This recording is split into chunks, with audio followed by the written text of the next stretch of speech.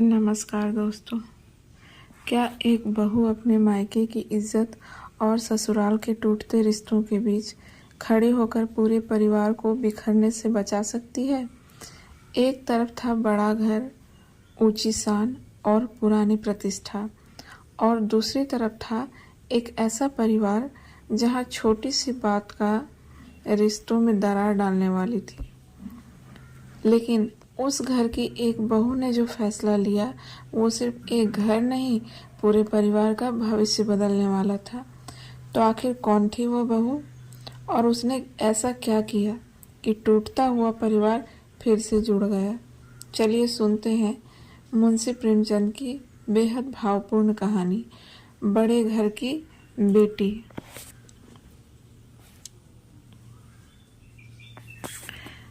बेनी माधव सिंह गौरीपुर गांव के जमींदार और नंबरदार थे।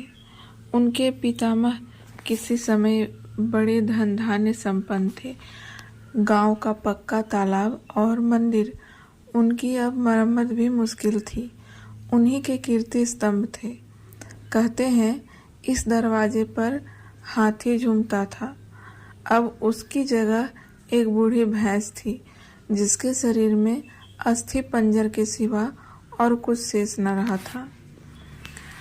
पर दूध शायद बहुत देती थी, क्योंकि एक न एक आदमी हांडी के लिए उसके सिर पर सवार ही रहता था। बेनी माधव सिंह अपनी आधी से अधिक संपत्ति वकीलों को भेंट कर चुके थे। उनकी वर्तमान आय 1000 रुपये वार्षिक से अधिक न थी। ठाकुर साहब के 2 बेटे थे। बड़े का नाम श्रीकंठ सिंह था। उसने बहुत दिनों के परिश्रम और उद्योग के बाद बीए की डिग्री प्राप्त की थी। अब एक दफ्तर में नौकर था। छोटा लड़का लाल बिहारी सिंह दोहरे बदन का सजीला जवान था। भरा हुआ मुखड़ा, चौड़ी छाती, भैंस का 2 सेर ताज़ा दूध वह उठकर सवेरे पी जाता था। श्रीकंठ सिंह की दशा बिल्कुल विपरीत थी। इन नेत्र प्रिय गुणों को उन्होंने बीए इन्हीं 2 अक्षरों पर न्यौछावर कर दिया था। इन 2 अक्षरों ने उनके शरीर को निर्बल और चेहरे को कांतिहीन बना दिया था। इसी से वैद्यक ग्रंथों पर उनका विशेष प्रेम था। आयुर्वेदिक औषधियों पर उनका अधिक विश्वास था। शाम सवेरे उनके कमरे से प्रायः खरल की सुरीली कर्णमधुर ध्वनि सुनाई दिया करती थी। लाहौर और कलकत्ते के वैद्यों से बड़ी लिखा पढ़ी रहती थी। श्रीकंठ इस अंग्रेजी डिग्री के अधिपति होने पर भी अंग्रेजी सामाजिक प्रथाओं के विशेष प्रेमी न थे, बल्कि वह बहुधा बड़े जोर से उनकी निंदा और तिरस्कार करते थे। इसी से गांव में उनका बड़ा सम्मान था। दशहरे के दिनों में वह बड़े उत्साह से रामलीला होते और स्वयं किसी न किसी पात्र का पाठ लेते थे।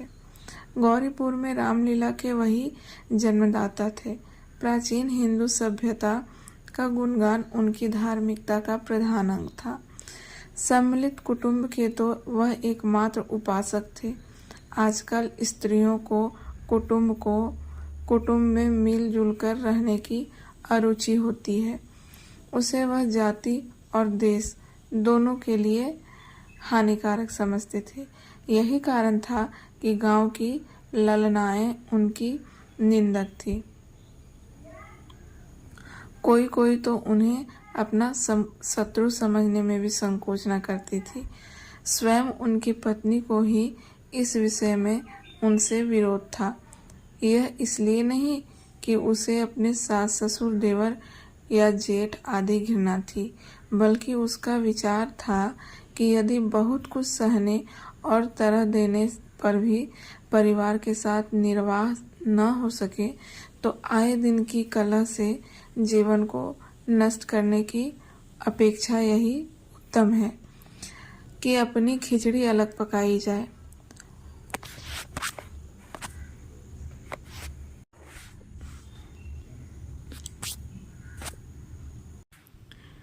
आनंदी एक बड़ी उच्च कुल की लड़की थी।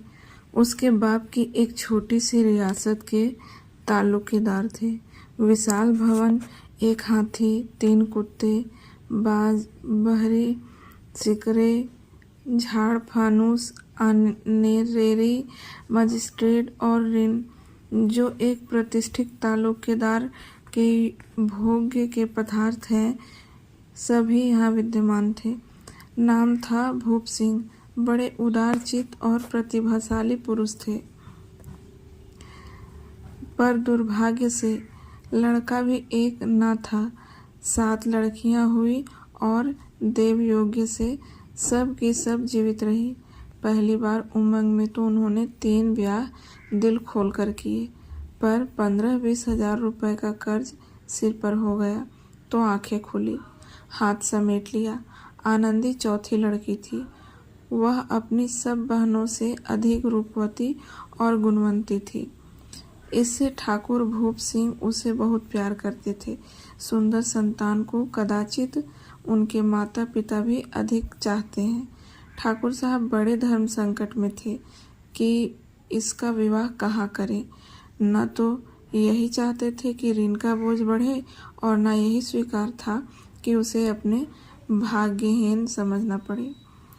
एक दिन श्रीकंठ उनके पास किसी चंदे का रुपया मांगने आए। शायद नगरी प्रचार का चंदा था। भूप सिंह उनके स्वभाव पर रीझ गए और धूमधाम से श्रीकंठ सिंह का आनंदी के साथ ब्याह हो गया।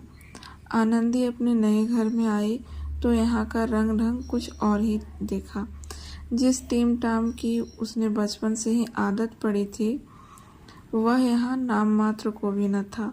हाथी घोड़ों का तो कहना ही क्या, कोई सजी हुई सुंदर बहली तक न दिखी।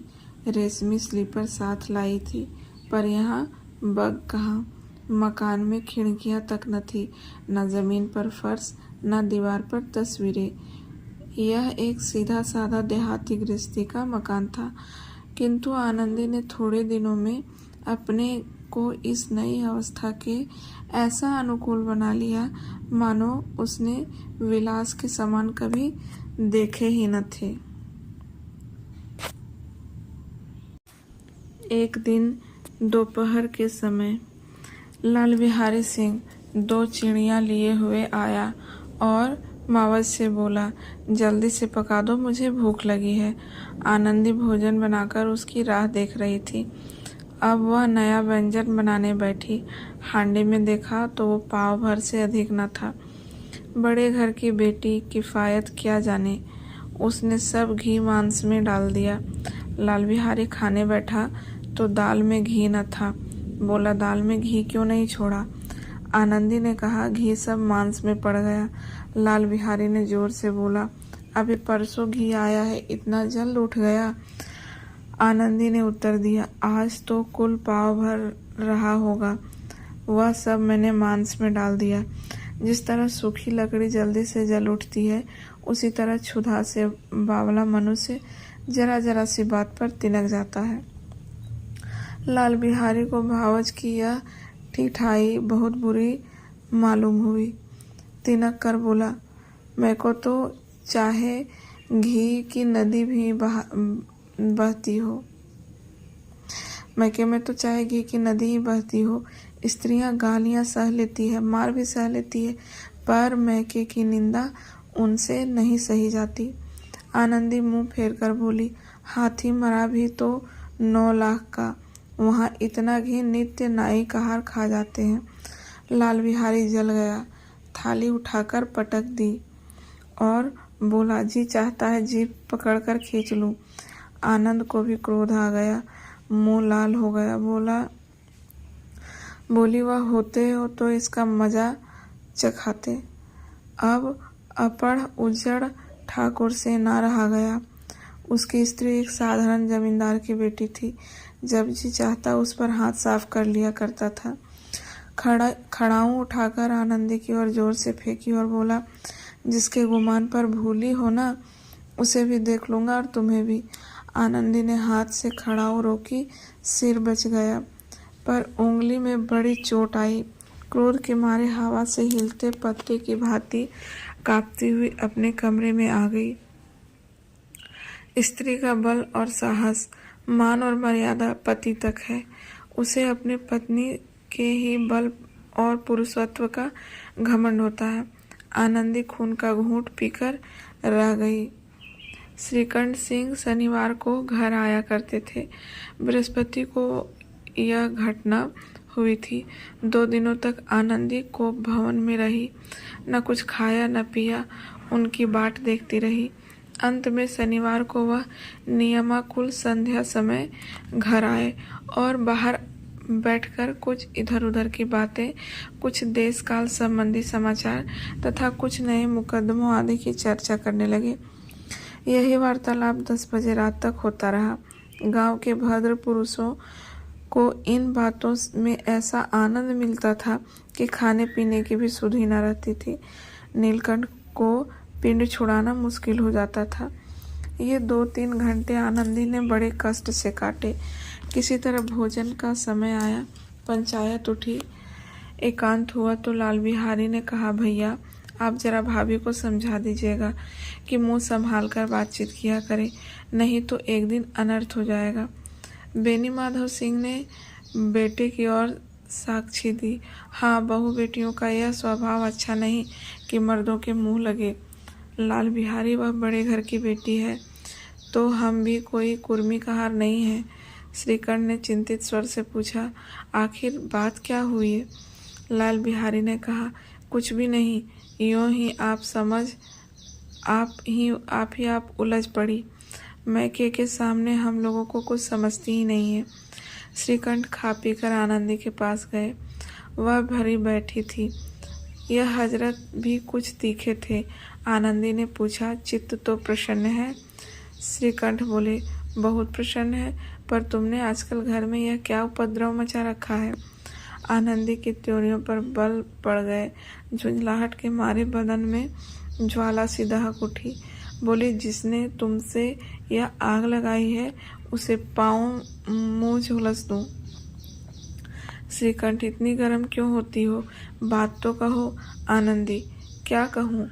यह मेरे भाग्य का फिर है, नहीं तो गंवार छोकरा जिसकी चपरासीगिरी करने का भी शऊर नहीं, मुझे खड़ाऊ से मारकर यूं ना अकड़ता।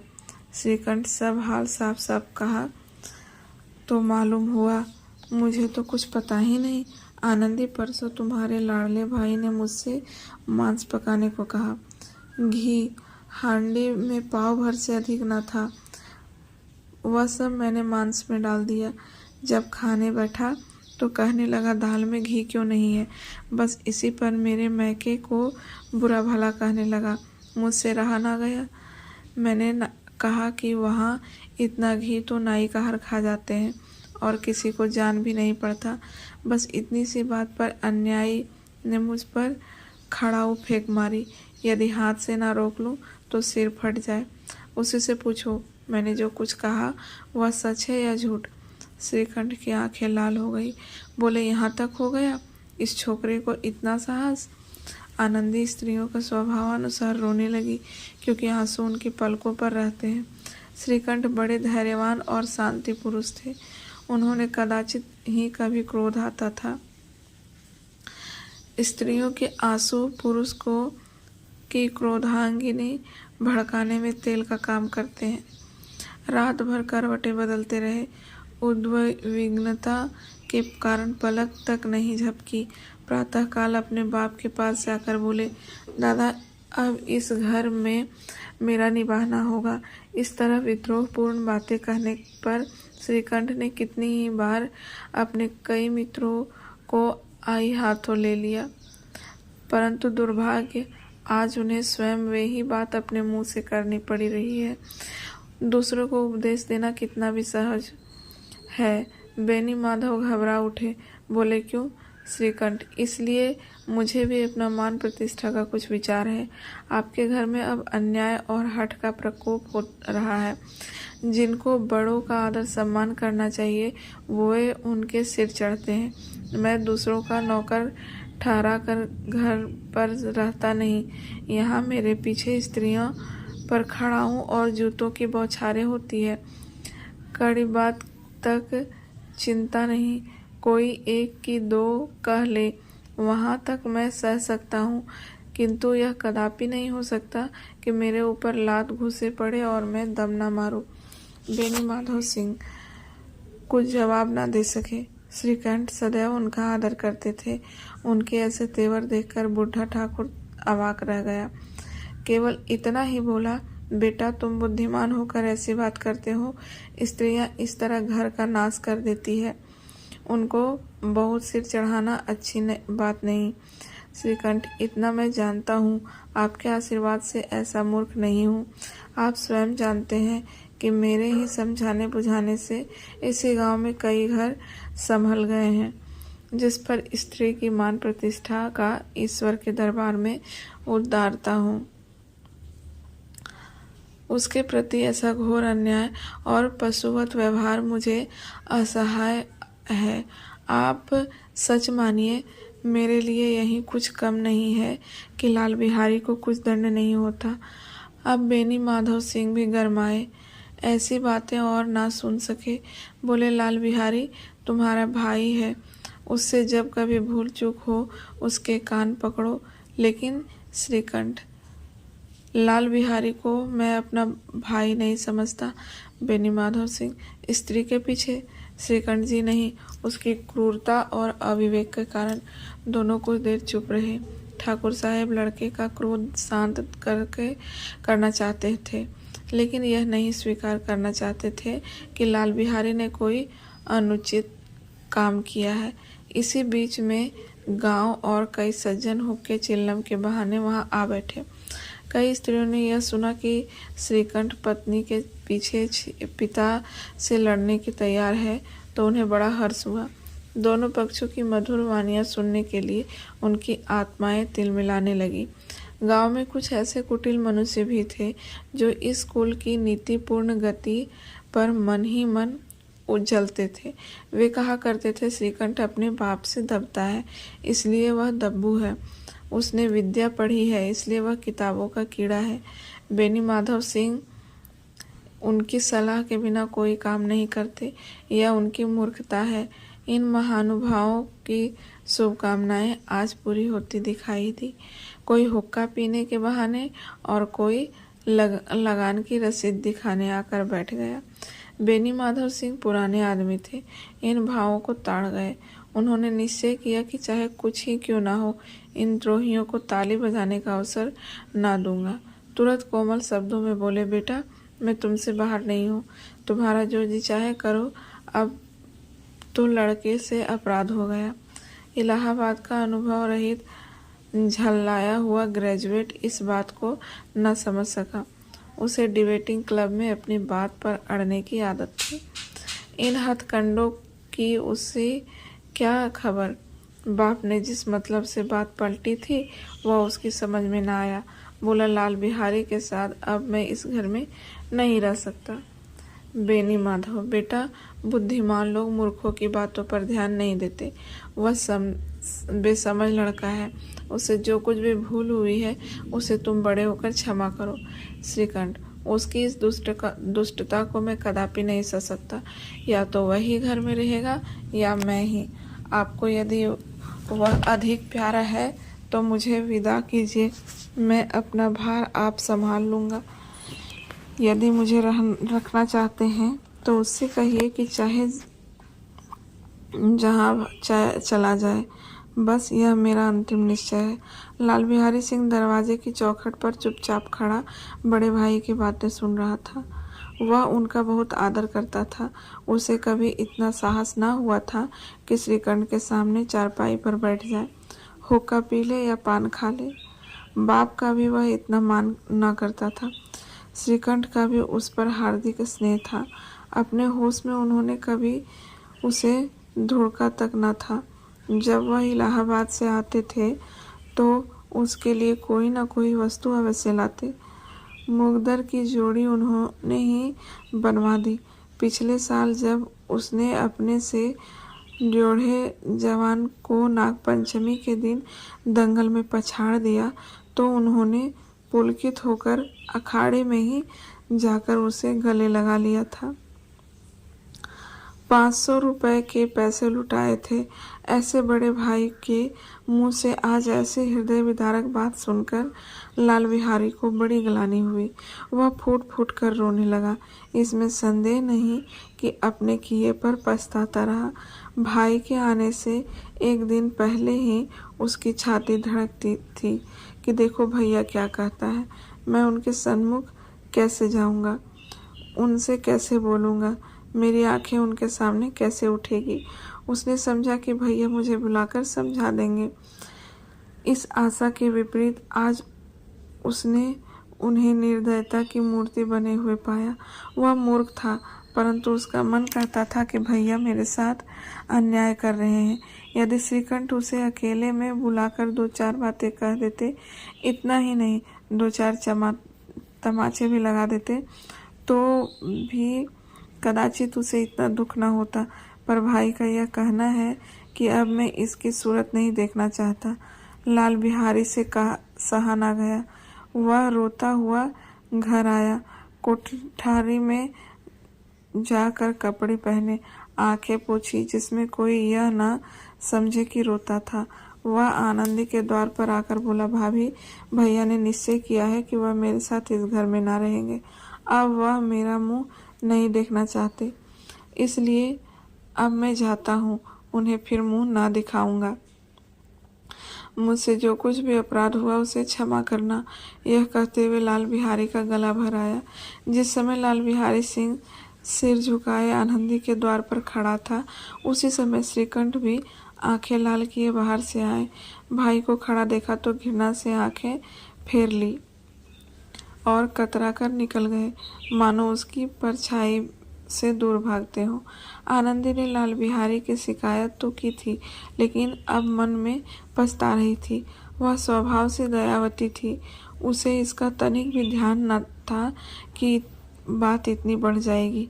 वह मन ही मन अपने पति पर झुंझला रही थी कि यह इतने गर्म क्यों होते हैं। उस पर यह भय भी लगा हुआ था कि कहीं मुझसे इलाहाबाद चलने को ना कहे तो क्या से क्या करूंगी। इस बीच मैं जब उनसे लाल बिहारी को दरवाजे पर खड़े यह कहते हुए सुना कि अब मैं जाता हूँ, मुझसे जो कुछ अपराध हुआ क्षमा करना, तो उसका रहा सारा क्रोध भी पानी हो गया। वह रोने लगी। मन का मैल धोने के लिए नयन जल से उपयुक्त और कोई वस्तु नहीं है। श्रीकंठ को देखकर आनंदी ने कहा, लाला बाहर खड़े हुए बहुत रो रहे थे। श्रीकंठ, तो मैं क्या करूं?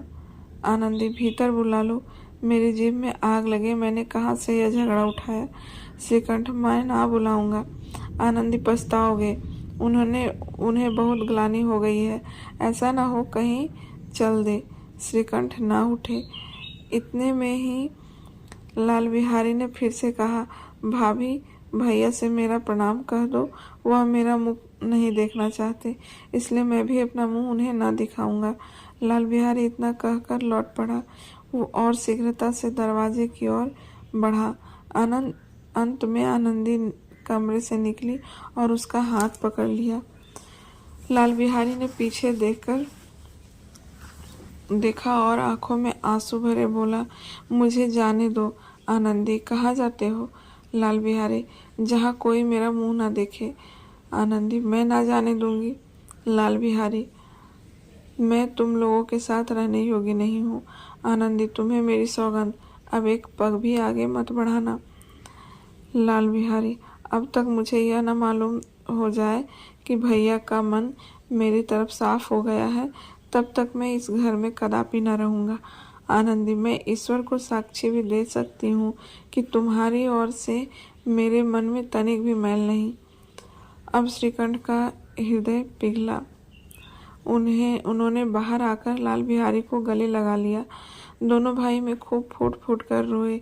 लाल बिहारी ने खिसकते हुए कहा, भैया, अब कभी मत कहना कि तुम्हारा मुंह न दिखूंगा। इसके सिवा आप जो दंड दोगे मैं सहर्ष स्वीकार कर लूंगा। श्रीकंठ ने कांपते हुए स्वर में कहा, लल्लू, इन बातों को बिल्कुल भूल जाओ। ईश्वर चाहेगा तो फिर ऐसा अवसर ना आवेगा। बेनी माधव सिंह बाहर से आ रहे थे। दोनों भाइयों को गले मिलते देखकर आनंद से पुलकित हो गए। बोल उठे, बड़े घर की बेटियां ऐसी ही होती है, बिगड़ता हुआ काम बना लेती है। गांव में जिसने भी यह वृत्तांत सुना, उसी ने इन शब्दों में आनंदी की उदारता को सराहा। बड़े घर की बेटियां ऐसी होती है। तो दोस्तों, आपने सुनी मुंशी प्रेमचंद की कहानी बड़े घर की बेटी। इस कहानी ने हमें सिखाया कि घर को बड़ा बनाने के लिए धन दौलत नहीं, बल्कि समझदारी, त्याग और रिश्तों को जोड़कर रखने वाला दिल चाहिए। कभी कभी एक छोटी सी बात रिश्ते तोड़ देती है, लेकिन एक समझदार इंसान वही रिश्ते फिर से जोड़ भी सकता है। अगर आपको यह कहानी पसंद आई तो वीडियो को लाइक करें और चैनल को सब्सक्राइब करें। फिर मिलेंगे नई कहानी और एक नई सीख के साथ। तब तक आप अपना ख्याल रखिए। नमस्कार।